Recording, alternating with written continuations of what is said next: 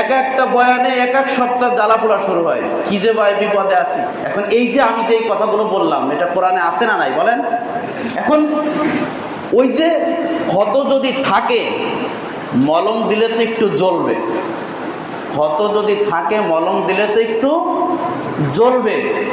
আমি বেনামাজি কি শাস্তি, বেনামাজির ব্যাপারে আমি একটু কঠোর কথা বললাম, শক্ত কথা বললাম।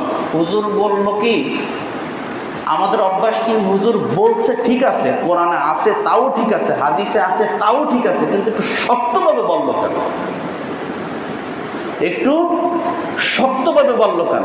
আরে ভাই, কোরআনে আছে যদি ঠিক আছে বলেন, হাদিসে আছে ঠিক আছে যদি বলেন, তাহলে ওই যে একটু শক্তভাবে বলার কারণে ইমাম সাহেবের উপর দোষ দেন কেন? দোষটা নিজের উপর নেবেন।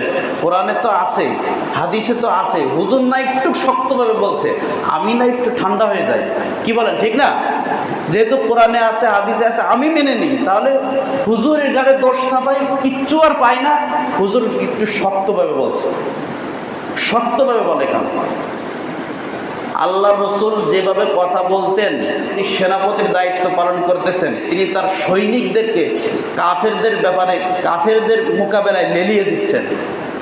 তার কণ্ঠটা এমন ছিল, তিনি যখন কথা বলতেন তার চেহারা লাল হয়ে যেত রাগের কারণে। এই জন্য খবরদার, কোরআন হাদিসের কথা আমার বিপক্ষে, আমার পিতার বিপক্ষে, আমার সমাজের বিপক্ষে, আমার নিজের বিপক্ষে, যারই বিপক্ষে যাক না কেন, দলের বিপক্ষে, একটু সহ্য করে নেব। সহ্য করতে করতে করতে করতে এক সময় দেখবেন যে ওই কথাটা আমার আপনার বিপক্ষে মনে হবে না, আমার আপনার পক্ষে মনে হবে এবং নাজাতের ওসিলা হয়ে যাবে ইনশাআল্লাহ।